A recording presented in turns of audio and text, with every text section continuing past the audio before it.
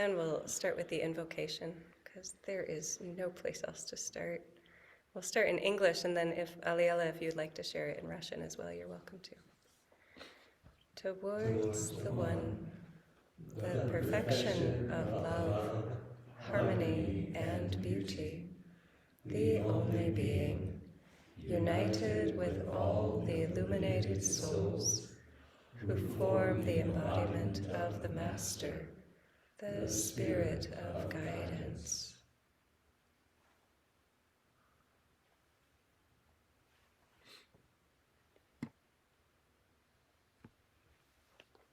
Aliela shook her head no, but very subtly. Okay.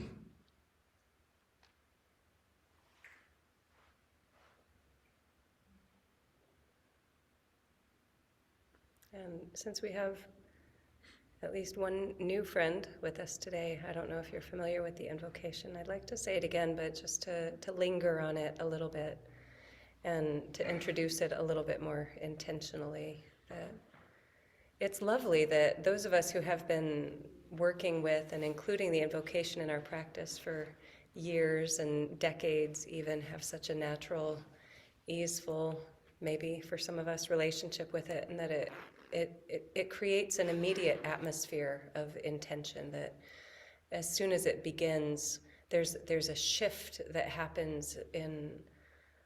I'm not assuming that this is all of everyone's experience, but for those of us who have a particularly comfortable, resonant relationship with it, that as soon as we start bringing ourselves into a familiar prayer experience and atmosphere, there's an immediate change that happens in our heart's awareness and the energy in the body, and it's like a call to attention and also a relaxation into home at the same time.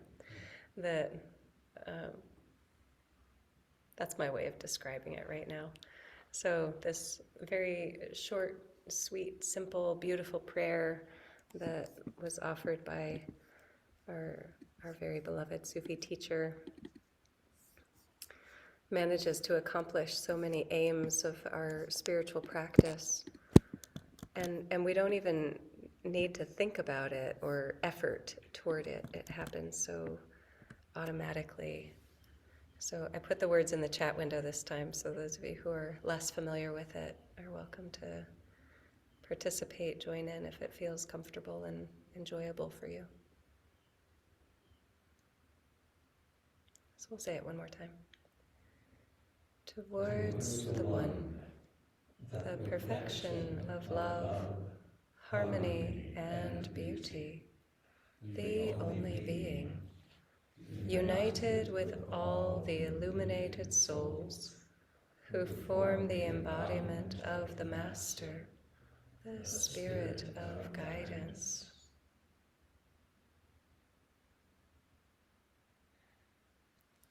Amen. And who do you think that is? Sposa, you want to be responsible for that?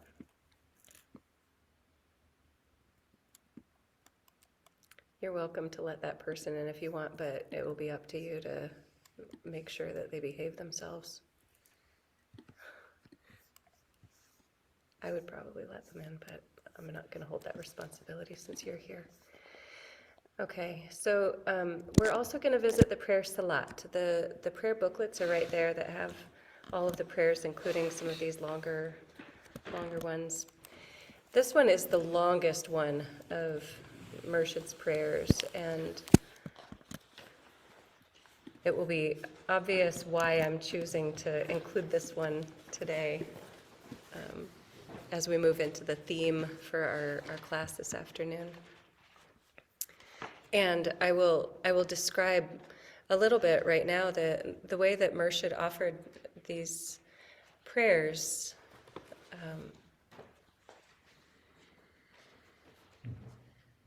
How much do you want me to talk today? Am I already talking too much? I want to make things useful. That's always my goal.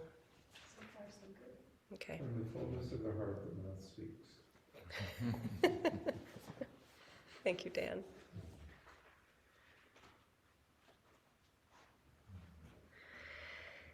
So when Murshid started teaching, he originally gave his students instructions to do the Islamic prayers. And then he adjusted, and he realized that he really wasn't trying to teach Islam. He was trying to teach wisdom. And so then he changed it from 5 times a day Arabic prayers to 3 times a day English prayers. And so this is one of the prayers that he offered, and this is one of the midday prayers, and it's the primary of the midday prayers. And this one, Salat, is, he said, balances Psalm. We're not going to visit Psalm right now, but there is the morning prayer that is all magnificence and glory and vast, overwhelming presence of God that is like overwhelming in its power and majesty, and that is important for us to awaken our hearts with devotion and worship and humility, and to regard the vastness of God presence. And it's supposed to be, it is intentionally shaped to be an overwhelm. And then, in order to balance that, we have Salat, that is this prayer, that is so many examples about how God reciprocates our love and adoration by manifesting and expressing herself in all the possible forms that we could need. So there's this one is said to have more of a lunar quality, more of a moon-like quality of, okay, and how do we respond? How do we recognize God's emanation in the specific forms of human relationships and teachers and prophets, and how do we develop that receptivity of our own hearts and awareness towards the constant expressions of God? So here's the prayer Salat. I put all of the words in the chat window for you, and you're welcome to join in if you wish, to whatever extent is comfortable and good for you.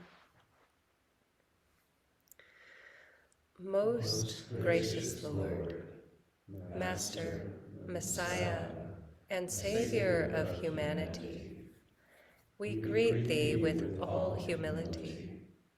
Thou art the first cause and the last effect, the divine light and the spirit of guidance, Alpha and Omega. Thy light is in all forms, Thy love in all beings. In a loving mother, in a kind father, in an innocent child, in a helpful friend, and in an inspiring teacher.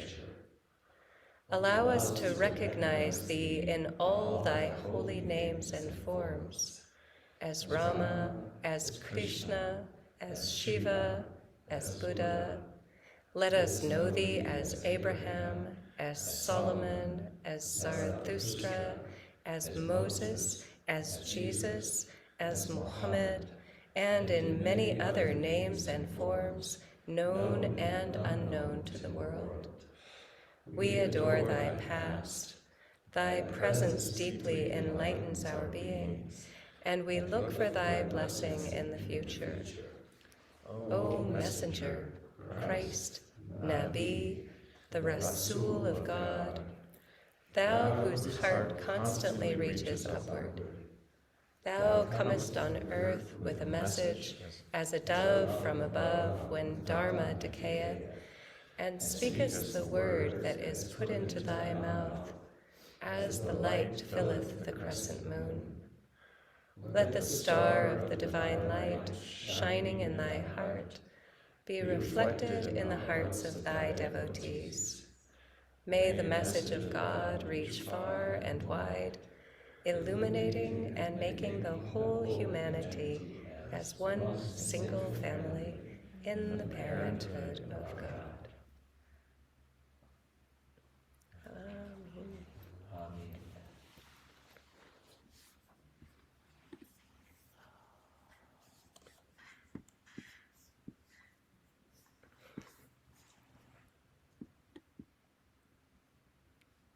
Good job, Rahima. Okay, because she's managing the Zoom, Yes. and I put my document somewhere else. So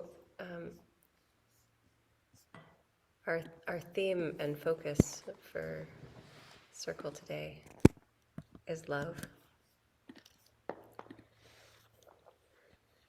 The theme today is love, and tonight, and every night, and every day, and all the time, as Hafiz said. And so we're gonna carry on. I was gonna say we're gonna start, but we've well started with a song that is one of the great, beautiful gifts from our friend Aliella. Hi, Aliella. We love and appreciate you and your inspirations and the forms of beauty that you bring into the world in so many ways.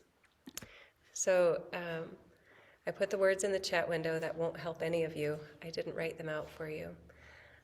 But we're gonna start with some English, saying, "Thy name is beauty. Thy name is peace. Thy name is mercy. Thy name is love. Thy name is beauty. Thy name is peace. Thy name is mercy. Thy name is love." We'll have a little pause, little transition, and then we'll sing these 4 invocations of Wazaif, of these 4 beautiful names of God for love, peace, mercy. Beauty, peace, mercy, and love. Ya Jamil, Ya Salam, Ya Rahim, Ya Wadud.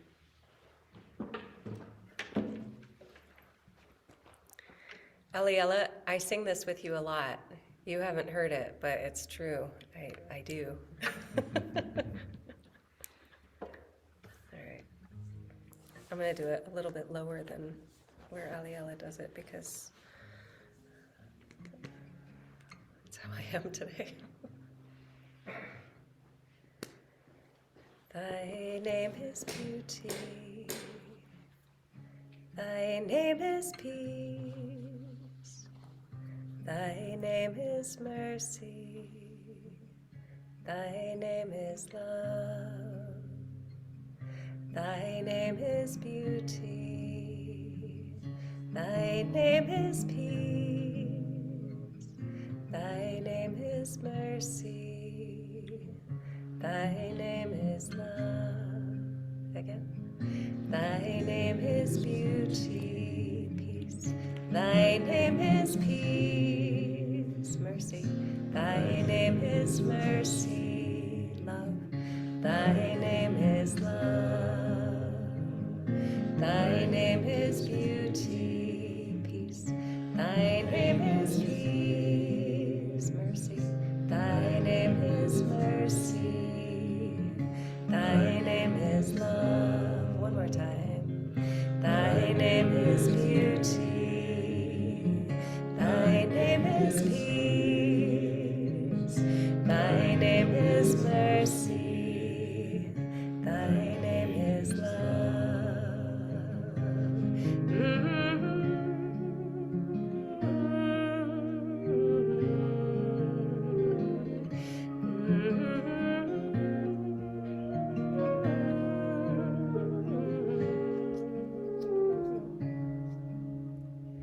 Ya Jamil, Ya Salam, Ya Rahim, Ya Wadud, Ya Jamil, Ya Salam, Ya Rahim, Ya Wadud, Ya Jamil, Ya Salam, Ya Rahim, Ya Wadud, Ya Jamil,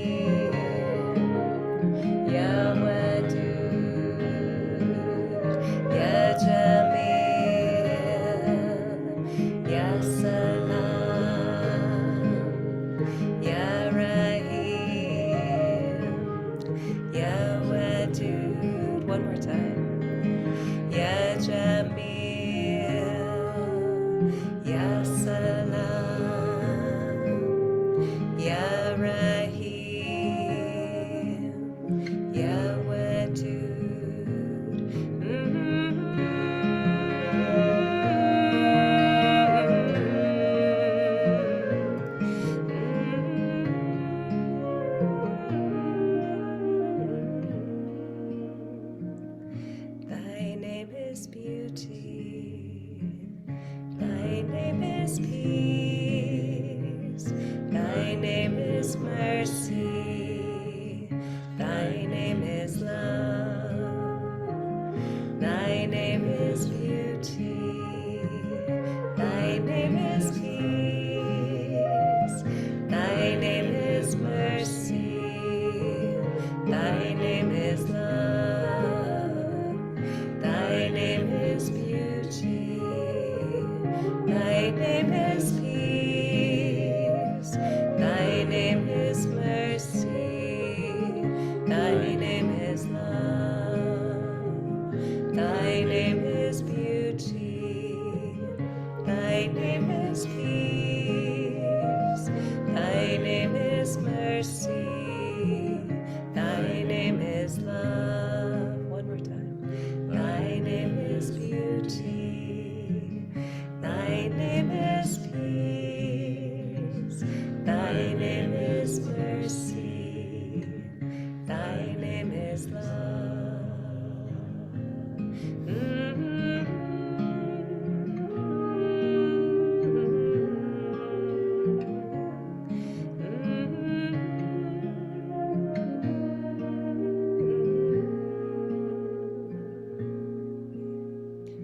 Ya Jamil, Ya Salam,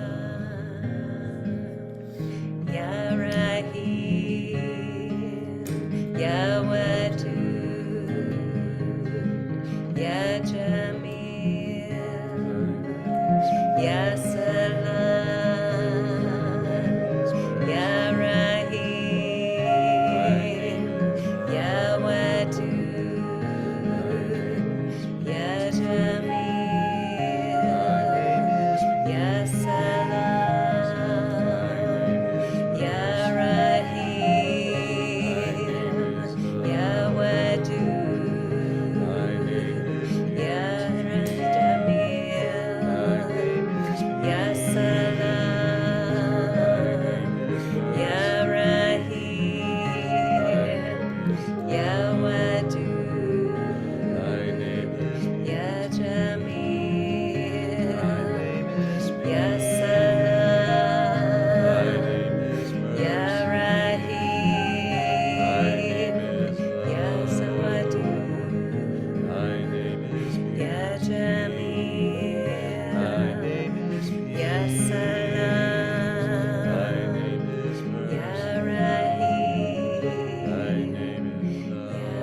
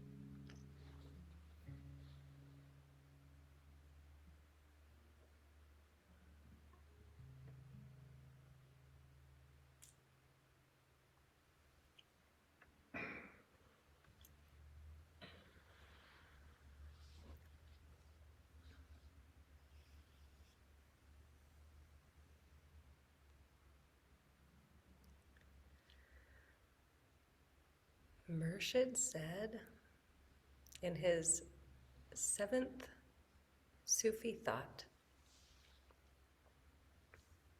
there is one moral. The love that springs forth from self-denial and blooms in deeds of beneficence.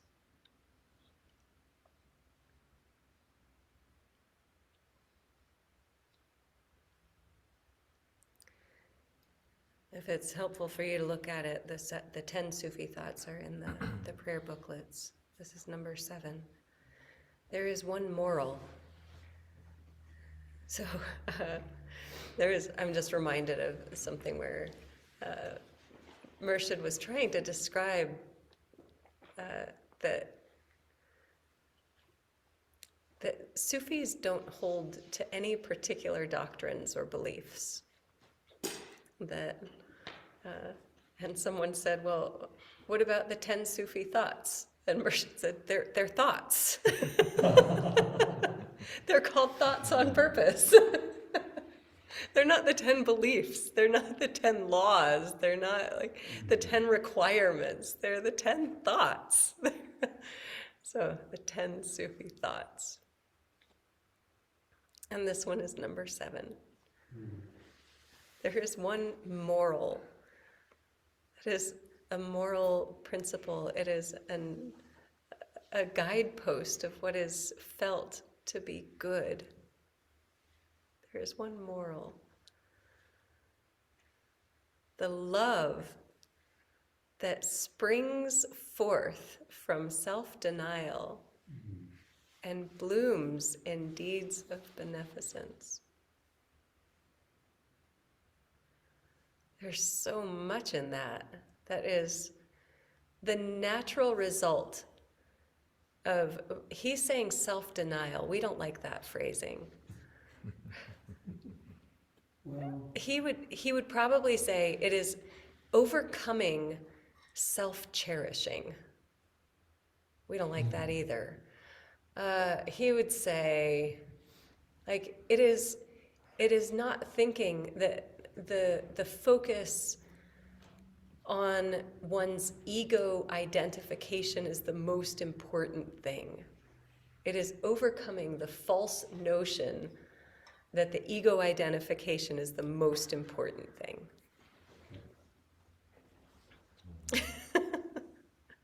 It's the same thing. I'm saying the same thing, just phrasing it in a different way that might be more palatable for our Western ego-cherishing minds.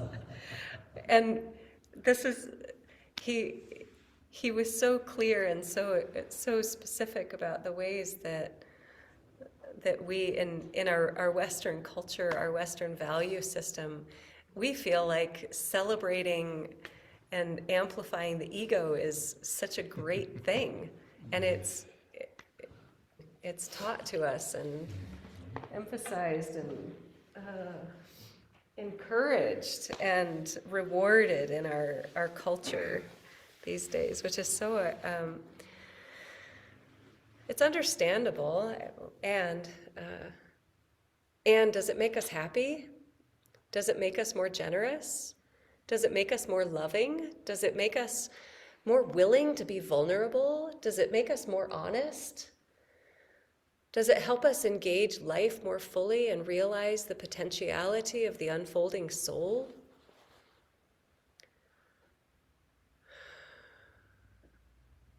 I don't think so. That's not my experience. That's not my observation.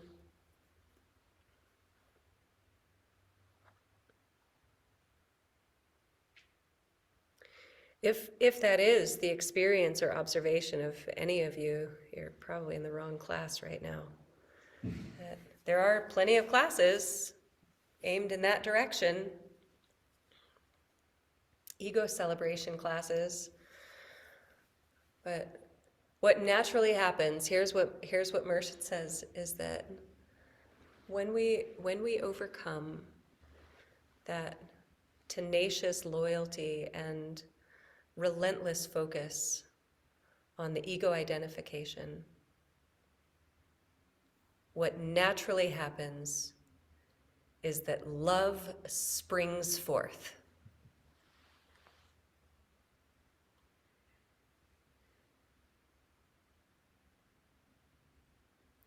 What naturally happens is that love springs forth and blooms in deeds of beneficence,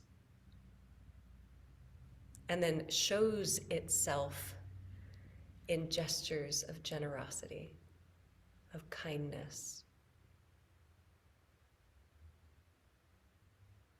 of graciousness.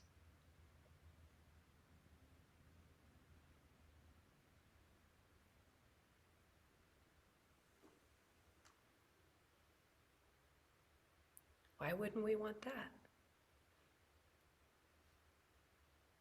You can start your lists now.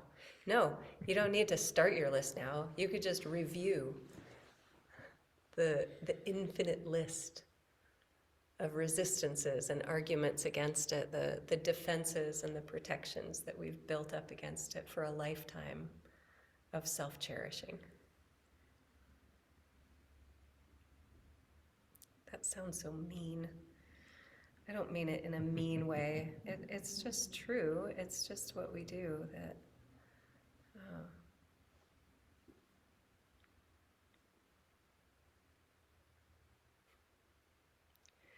I notice it in myself.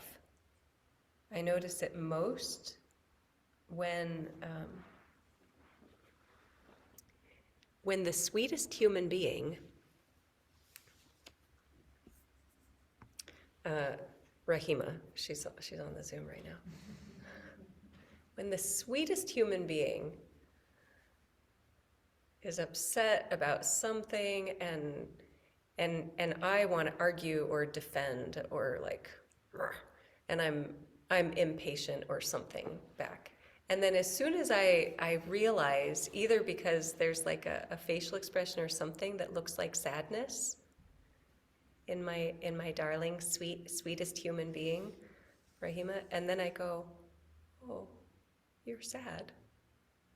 And then I no longer want to argue or defend or justify or like, then I go, I just want to tend to that tenderness.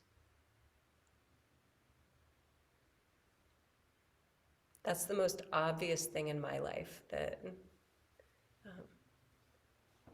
it happens with my children too. That's like, not to get too mundane or worldly about it, but you can see this happening a lot in the systems of nonviolent communication. I'm sorry, that's the wrong phrasing for it. Compassionate communication has been the efforts to rebrand it as compassionate communication instead of nonviolent, because violent has the word violence and nonviolence says violent. We don't want to say that word, we'll call it compassionate instead. But same system that is, when we express things from a place of honest I statement feelings, then we invite more kindness, less defendedness, less argumentation, less resistance, less polarization. Okay, today. You said something about praying 3 times a day. How does this work exactly? Oh, what a lovely question. Hello, new friend. Happy to have you with us. Oh, Hi. hi. I'm sorry I didn't see. I'm not sure what to make of your chat message in here. Oh, I was just curious if it could be used for witchcraft. So I use witchcraft in a way that I use that word in a way that is back to its essential inherent meaning and not any of the negative associations that have been tied into it in Western culture. So is that your framework? Yeah, I'm a white witch, that's why. Excellent, thank you. So, Merry Meet, welcome. So, 3 times a day, what Murshid described as the prayer practices, that it is important to note that he was teaching Westerners primarily, almost exclusively, and so he shaped his instruction and the Sufi practices according to the Western mentality, and that includes not just the ego structures and the ways that Westerners are likely to understand or implement practices or resist them and not utilize them, but also the pace of life and the societal values. And so when he started shifting things into giving more teachings and practices in English, then he described systems of prayer to be used 3 times a day, once in the early morning, once around midday. He called it midday practices, around noon, but a little bit before noon, and then one in the evening that is really around dinner time. It's not like right before bed, but evening, not late night. And so those 3 times of day that he designated, he gave a set of practices that should be done at each of those times. So in brief, I can send you the document with all of the prayers if you would like to have those things. But I'll Yeah, just, I'm familiar with the 5 prayers a day. I'm just not familiar with the 3. That's brand new to me. yeah, so that was something that Murshid offered in order to make things useful and applicable for his Western Murids, for the communities that he was teaching in. So, and he gave all the prayers in English. So and they're not translations of the Islamic prayers. They're new prayers. They're different prayers that he felt were an expression of the message in that moment that was necessary for humanity to continue its awakening evolution. So the morning prayers included the invocation, the prayer psalm, the prayer pir, 11 recitations of an affirmation, and the prayer for the universal. And then the midday prayers were the invocation, salat, 11 recitations of an affirmation, the prayer nabi, and the prayer for the universal. And then the evening is the invocation, the prayer khatum, 11 recitations of an affirmation, the prayer rasul. So this is if you want to convert, right? Uh, there's no converting in Sufism. Uh, Okay. there is, well, could I say that? I am so confused. Is it so it's you guys take stuff from Islam and I'm so confused. Is it Christianity, Islam, or what? I'm just so confused. I'm sorry. So the Sufi path that Murshid described and taught includes and welcomes practitioners from every faith tradition in existence.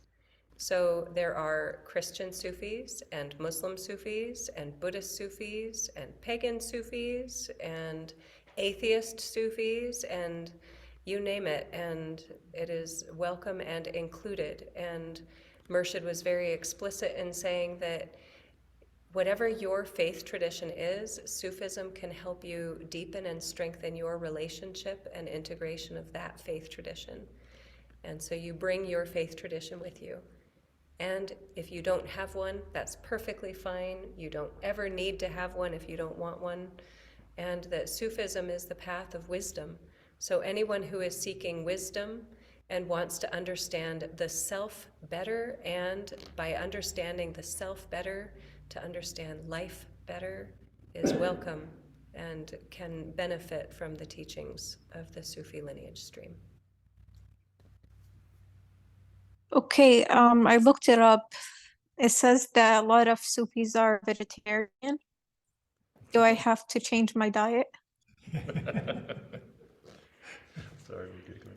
The friends over here are laughing because they are not vegetarian. And so, new friend, I'm not sure how to pronounce your name, M. Manganese. I'm Yes. happy that you're with us. I will answer this question, and then I'm going to put a pause on questions so that we can do some other things. And if you I'm would like, sorry, I'm just really interested in this. I love your questions, and I love that you're interested, and I would be very happy to talk with you. And I have other things on my program for this afternoon that I would like to share with the people here. So I will answer this question, and then I encourage you to put further questions either in an email to me or, and Rahima can put my email address in the chat window, I reckon, because she's very helpful like that. And So Murshid was not a vegetarian. I am a vegetarian. We could do a survey of the people in the room and get, nope, no vegetarians in the room. Some almost vegetarians.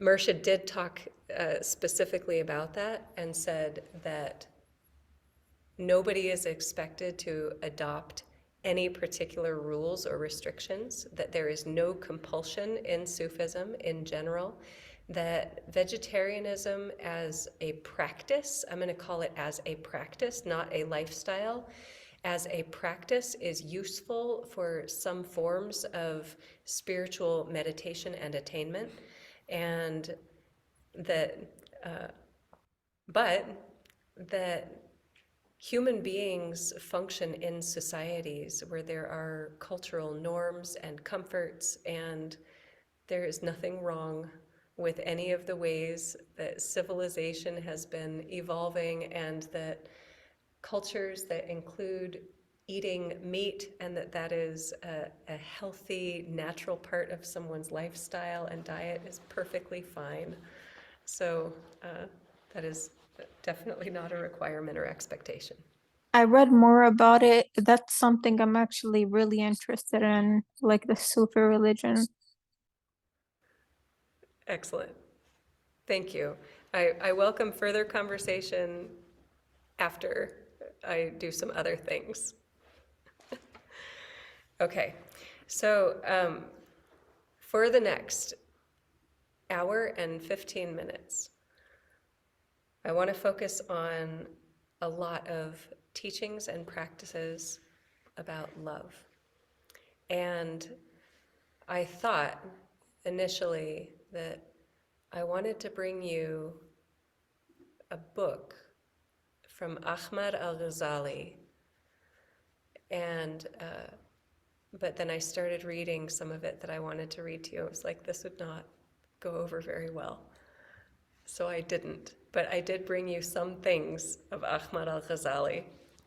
So this particular phenomenal mystic Sufi Persian poet and teacher from 1100, the year 1100 ish, that wrote a book that is called Savaneh, and it is. But here's how I actually found my way to this particular teacher. I've seen this quote from him several times, and it didn't make the impression that it just made on me when I came across it again in December. That's a couple months ago now. Here's the quote from this phenomenal Sufi man.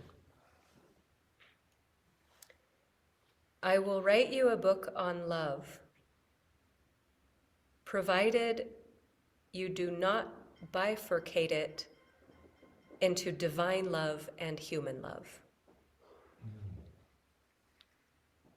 I will write you a book on love, provided you do not bifurcate it into divine love and human love.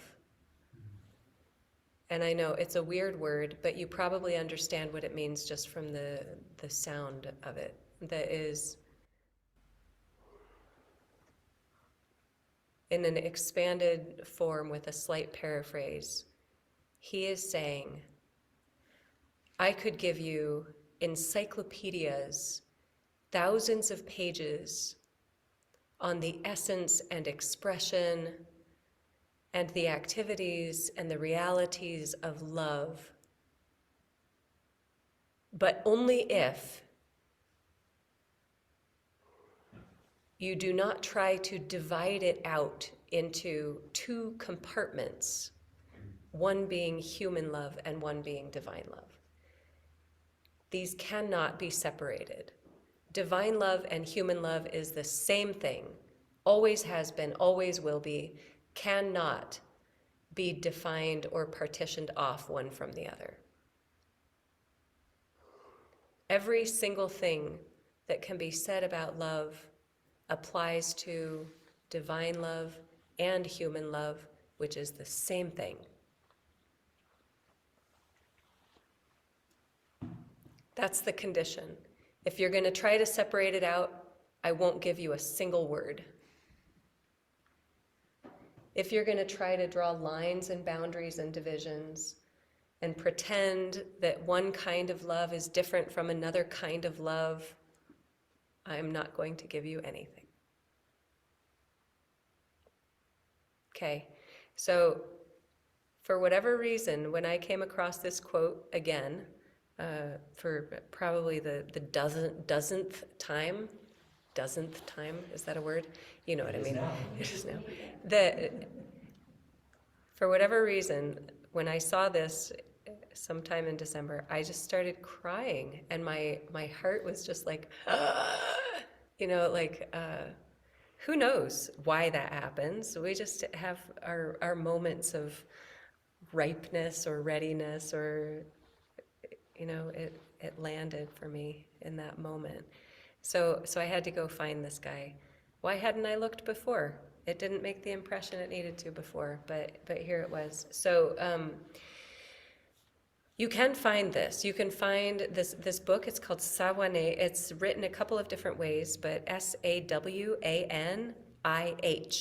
or sometimes EH, but because it's translated from the Persian, and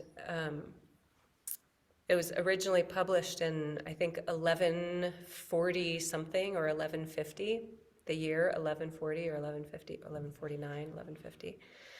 And it's short. It's like 60 pages. But if you're in the right moment of heart energy for it, it'll destroy you in such a beautiful way. I can attest. And so I brought you some passages from this book today.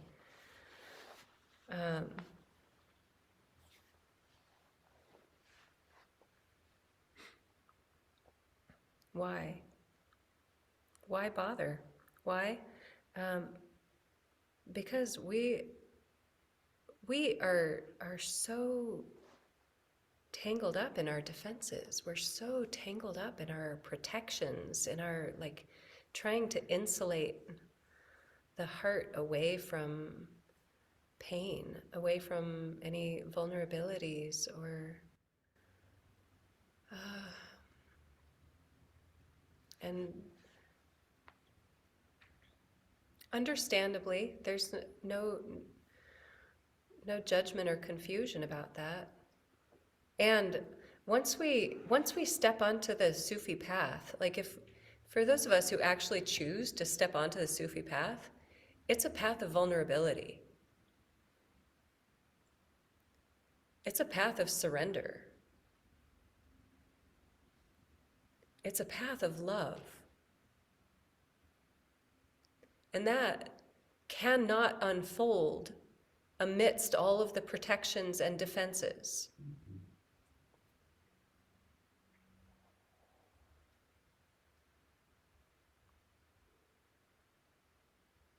And also, it cannot unfold by force. It is like trying to get a rose to bloom by wrenching the petals open, right? That's not how it works. There is a natural blossoming of the heart if we allow it. But we have to be willing to allow it.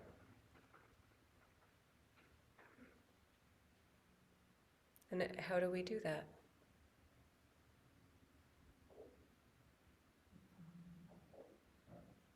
How do you do that? How do you make yourself be ready to fall in love?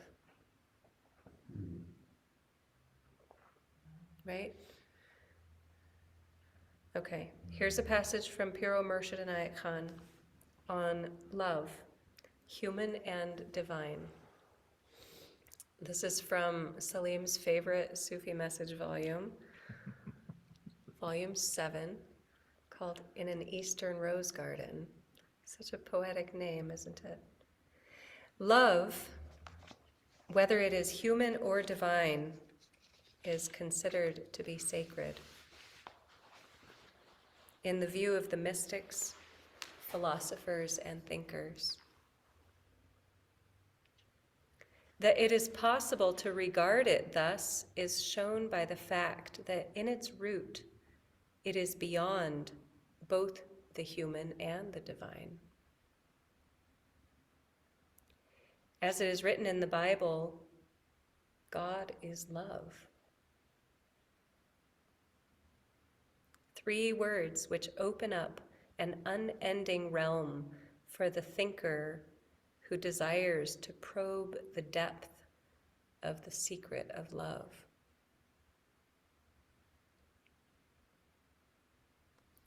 In ordinary life, we make this word mean affection for our surroundings, for our relatives or our beloved. But when we think deeply about it, we see that from start to finish, it represents the power underlying the power of all activities and all intelligences.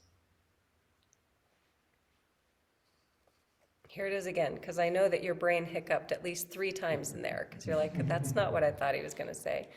Or, can we just pause for a moment on this, God is love? Like, how many times do you hear that? That it's an empty cliche by this time.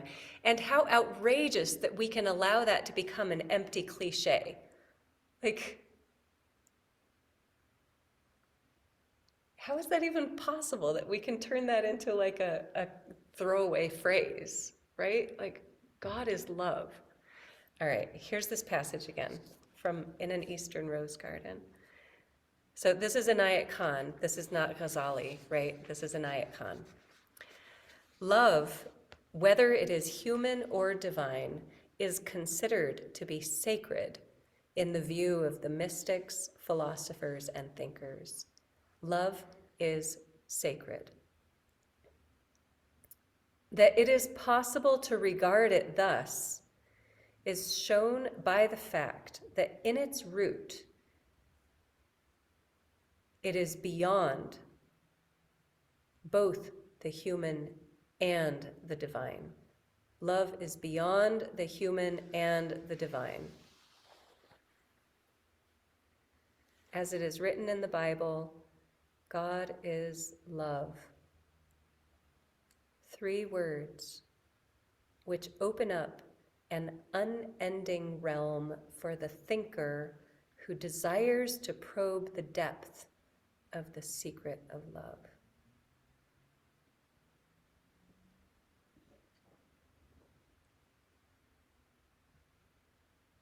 In ordinary life, we make this word mean affection for our surroundings, for our relatives, or our beloved. But when we think deeply about it, we see that from start to finish, it represents the power underlying the power of all activities and all intelligences. That's not affection. The power underlying every single thing.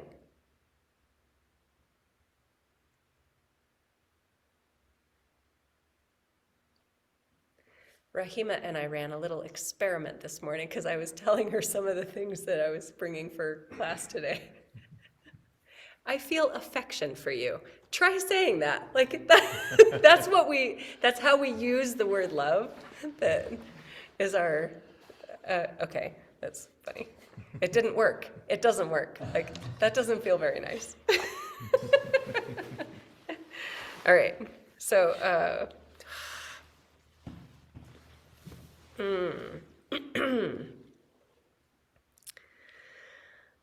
you know what, first thing we have to do is get out of the way. The first thing is get out of the way. First thing, get out of the way. Get out of the way. That is like, all right, That sounds so mean. Why does everything sound mean? Because it's like what we don't naturally want to do. Uh, If okay. I may, it's not coming across as mean, it's coming across as a challenge. And challenges are a good thing. For you, they are, Yochanan. I'm so glad that you feel that way. You're a unique specimen of human being, you know.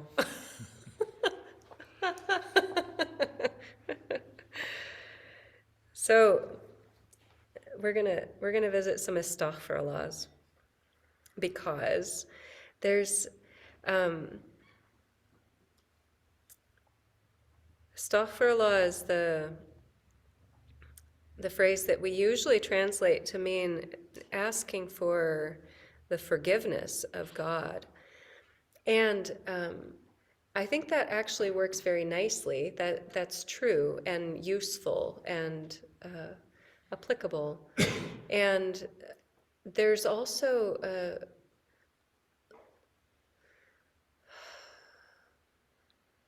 astaghfirullah is used in so many ways and for so many intentions.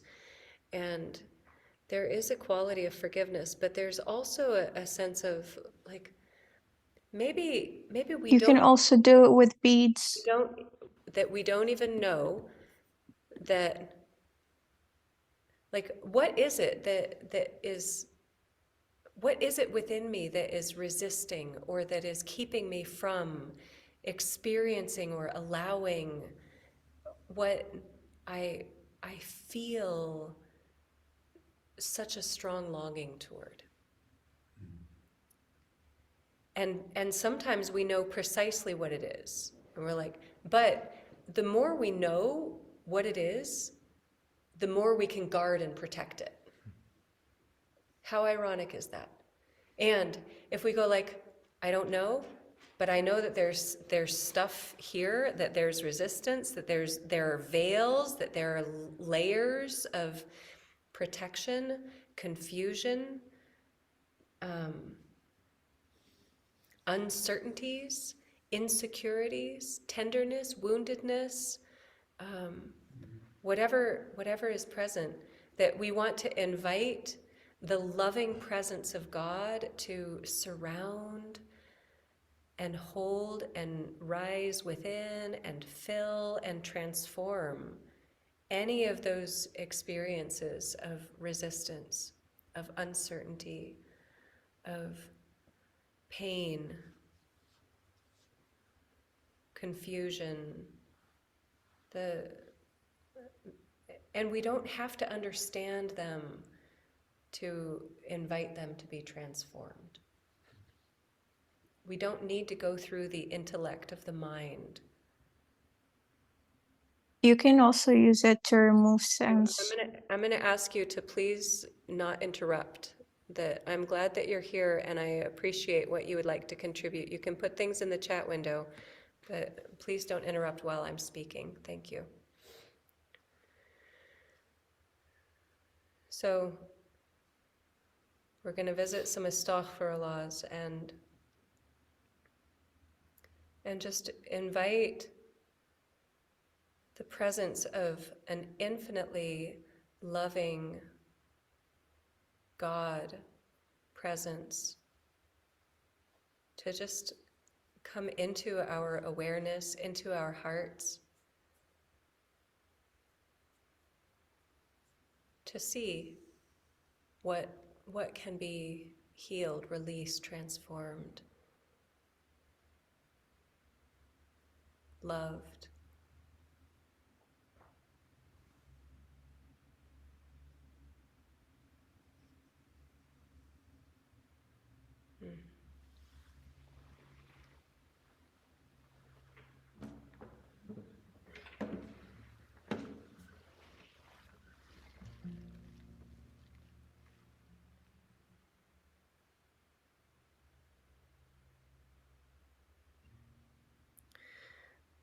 We'll visit, and this is a melody from Forrest Pierce that I come back to a lot. I guess it's a good one.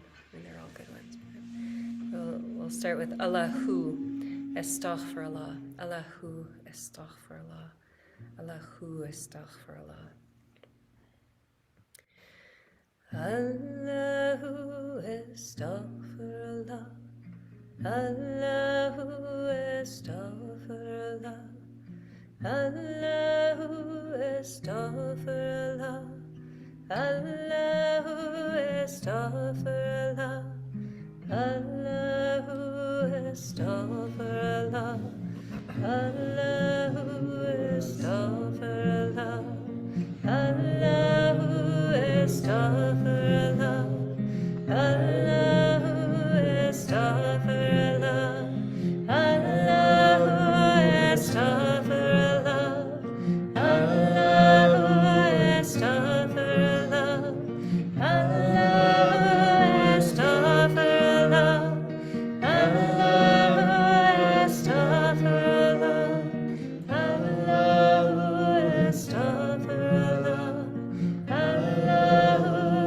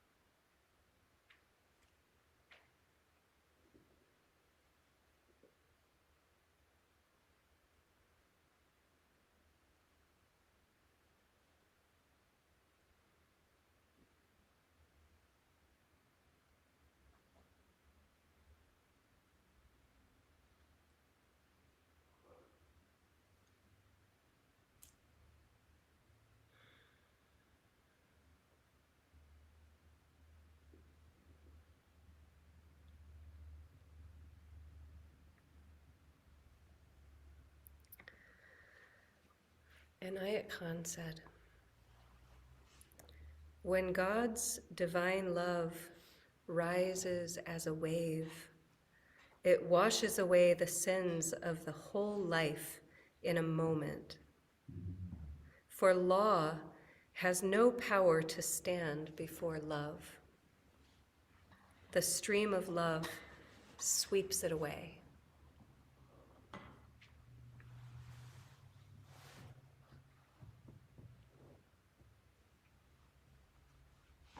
When God's divine love rises as a wave, it washes away the sins of the whole life in a moment. For law has no power to stand before love. The stream of love sweeps it away.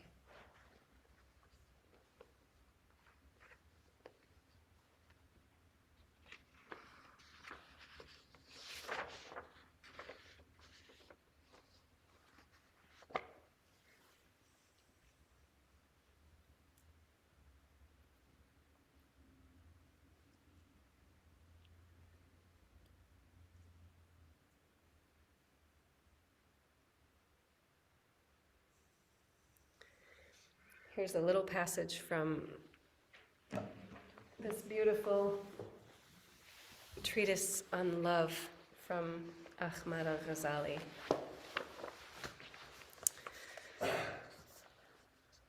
"I do not know which the lover is and which the beloved is. This is a great mystery." This is a translation, from the Persian.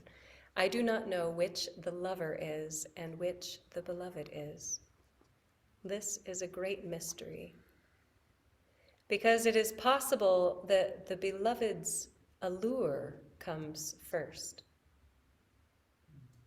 Then comes accomplishment of this. But here the realities are opposite.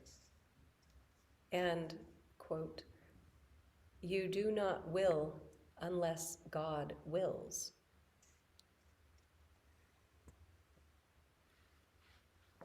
He loves them, meaning God loves humanity, is before they love him.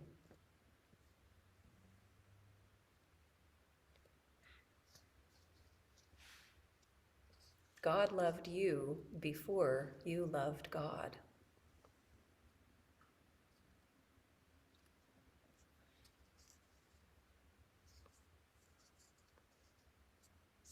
God loved you first. God loved you first.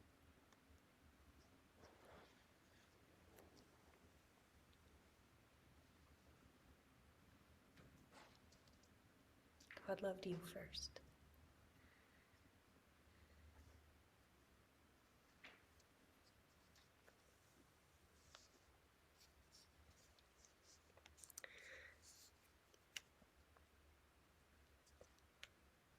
I love both of these pieces.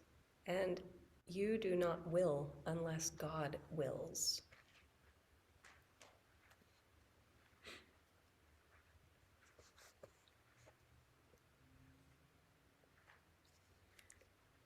And she loves them before they love her.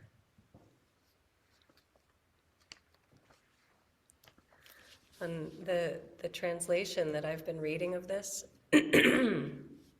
of this treatise, because I don't read Persian.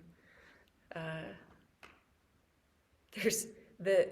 don't know how much of the introduction is dedicated to the translation choices about pronouns that are not just about, like, is God a he or a she? Neither. Like, putting a pronoun on it makes it a person. It makes it a personality. If we say it, then it becomes like an object instead of a being. But if we say he or she, then it is an entity, right? So, but it's not that God can be accurately described as any particular expression.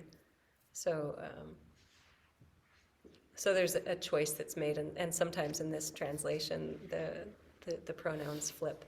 And then there was the question about, well, if we use a masculine pronoun for God, but there's so much that we talk about the lover and the beloved, and that the human being is the lover and God is the beloved, then if we make the God pronoun masculine, then should we automatically make the human pronoun feminine so that it has like a reciprocal or an opposite kind of feeling about it? And or then how do we distinguish the, and it doesn't really matter, but it's just saying, if I flip the pronouns around for things, I'm just like playing the game along with the game that's unfolding. Okay. So, and then here's another passage. So, commonly, Al-Ghazali or Inayat Khan, they quote different, Sufi teachers and masters and poets and great beings quote different Sufi poets and masters and great beings a lot. And so Al-Ghazali included this passage from Hallaj. Al-Hallaj is another, probably the most famous Sufi martyr, that is someone who was killed for saying specific things like this: I am my beloved, and my beloved is I. We are two spirits residing in one body. So when you see me, you see her. And when you see her, you see me.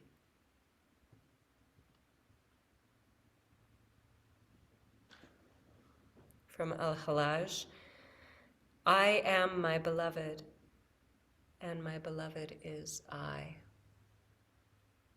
We are two spirits residing in one body. So when you see me, you see her. And when you see her, you see me.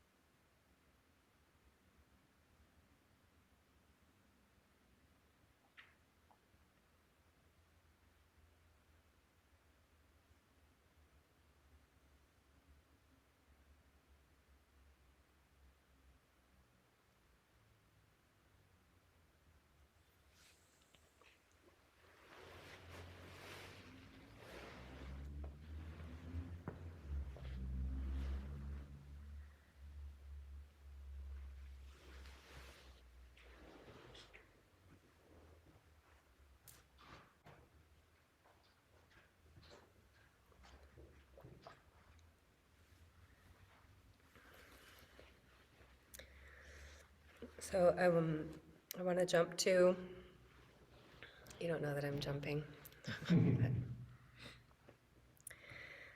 to the zikr of the throne that,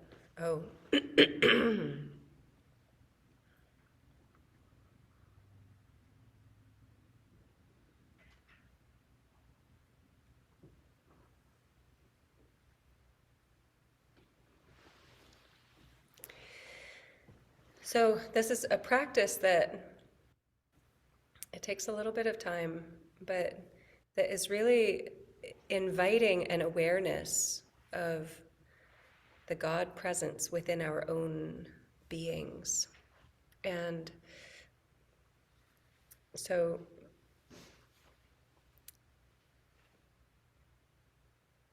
it is, in this particular form, it includes Murshid Zikr in English of, this is not my body, this is the temple of God.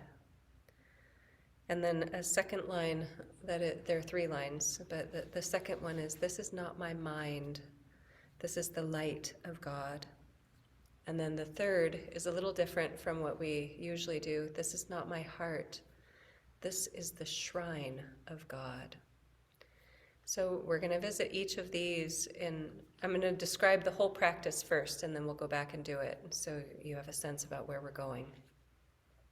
That with each of these zikr phrases, we do a kind of a meditative visualization process where we try to dissolve this image of the self, of the limited self, to see how much we can let go of those arbitrary associations and attachments that we're so familiar with and so loyal to, and see if we can just soften those boundaries, those definitions, to be able to pierce through the veil of the limited self into the living reality of the God self that is not separate, but we focus on what we choose to focus on. We choose, or what we're trained to focus on. And I had a lovely example of this happen when I was doing a Tasawwuri practice with Murshid, and not right now, it was some time ago. And I had a picture of Murshid that was my starting point, that I don't use a photograph for the actual practice, but the photograph is often the beginning point of like, oh yes, this is the being I want to focus on, and then going into the actual practice and letting go of the outer image and cultivating the image internally, inwardly. But in a moment of looking at a photograph of Murshid with the glass and seeing for a moment my own face reflected in the glass, and being able to choose, like, when you see a reflection, you can sometimes, depending on how the light quality is, that sometimes you can choose to put your entire attention on the reflection itself, and then you no longer see what's on the other side of the glass. Mm-hmm. Or you can just shift your focus a little bit and then see past the reflection, no longer see the reflection at all, but see what's on the other side of the glass. And so that same thing is true and available for all of us all the time, that we can either see the image of the self, or we can see beyond the image to the God reality that is within. And hopefully, if we're doing it in true Sufi style, we do that by focusing our hearts entirely on love. So we're wanting to send our love into the essence of the true nature of the beingness that is the God reality, the beloved. Okay, so we'll do just a few repetitions of each of those zikr phrases, and I'll give a couple reminders along the way of just relaxing the image association of the self in order to see just the atmosphere of God presence, of the beloved within our own beings. And then after we have made that image as purified and brilliant as possible, then we use 4 beautiful names of God as defining the corners around the throne of God that is at the center of our own hearts. So those 4 beautiful names of God, I'll put them in the chat window for our online friends. The first one is Ya Awwal. That means the first, and we focus that one on the front left corner, like from where we're sitting, if we can imagine like the altar of God, the resting place of God within our own beings. And then the first orientation is the very beginning, that is awal, the first. And then the second one is to the left and back side, that is the last, or the very ending, that is akhir. So, akhir, if I can write correctly. And then the back right corner is batin, batin, which is what is hidden. It is present, it is tangible, but it is obscured. And then, zahir is in the front right. That is what is manifest, what is apparent. So between these four aspects that kind of define the parameters of God presence, then we get to experience the atmosphere of the living beloved within us, hopefully. So then we'll recite those four several times in a that will start out kind of slow, and then we'll get faster, so that it ends up, hopefully, ideally, going from being like placeholders of these specific points to connected points on lines that create like a square or a rectangle around the heart. And then as we go, then it just turns into a circle that is just a spinning sphere of the atmosphere of the beloved within each of our hearts. Are we using breath with this? We'll be saying them aloud, but yes, you're also breathing. Eventually we'll bring it just into breath, but it'll be a recitation. It'll be spoken aloud, these beautiful names of God. Ya awal, ya akhir, ya batin, ya zahir. Okay. Any other questions before we start? Diving into practice. Towards the one, the perfection of love, harmony, and beauty, the only being, united with all the illuminated souls who form the embodiment of the Master, the spirit of guidance.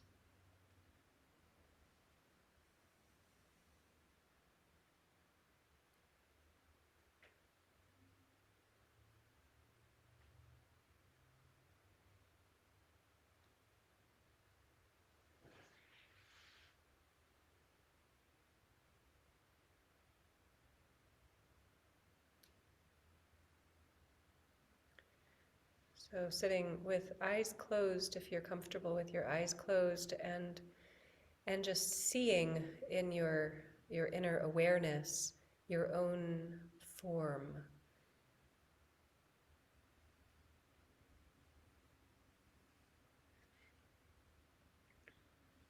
And we'll recite the first zikr phrase, and I invite you to see, as you're envisioning the form of yourself in this seated posture right now, as we recite this in English zikr phrase, see if you can start just blurring the definition of the form of the self that you can observe.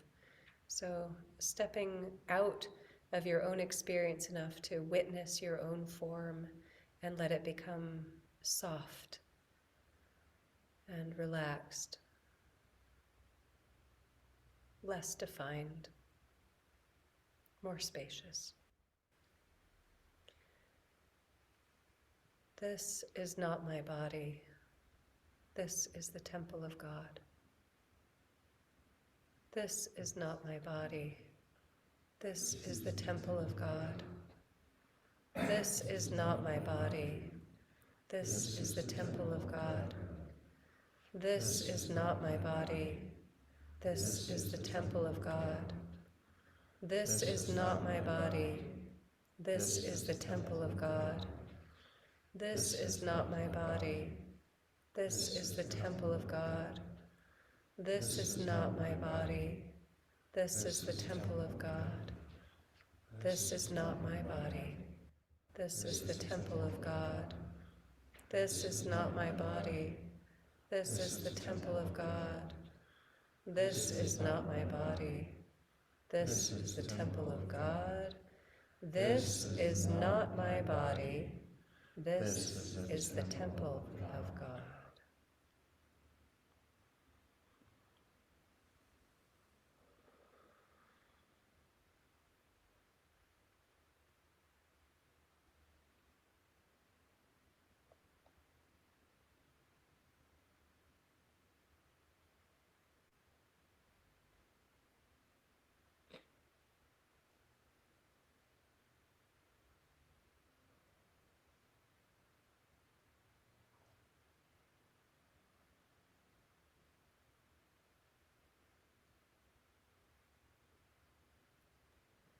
And continuing to view the self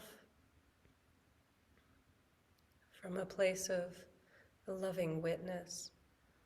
With this next phrase, see if you can blur the lines of definition even more so that this image, this form that you see is just a soft haze of color, just a soft, gentle cloud of a misty presence.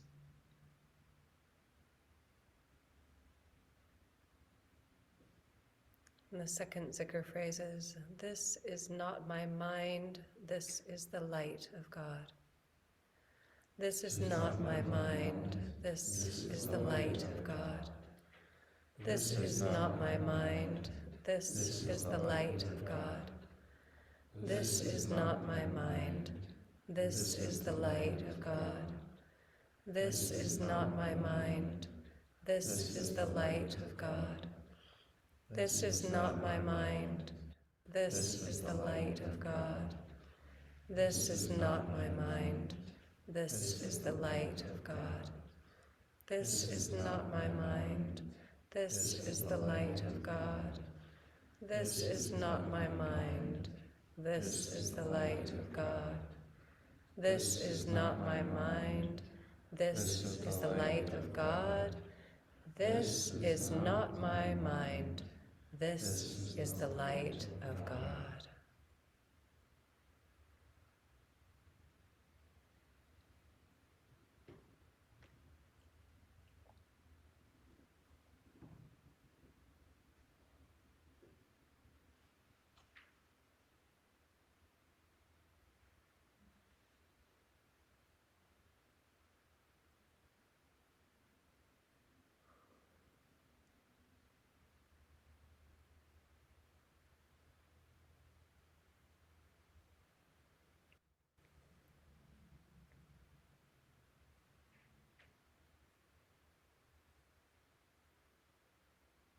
And for our third zikr phrase, continuing to observe the form of the self, but in this phase, letting go of any color and definition and simply seeing a pure, brilliant power presence of light shining at the heart, at the center of this form, that is the light of God, the brilliant, perfect divine presence of the Beloved, that is rooted in the center of this atmosphere of beingness.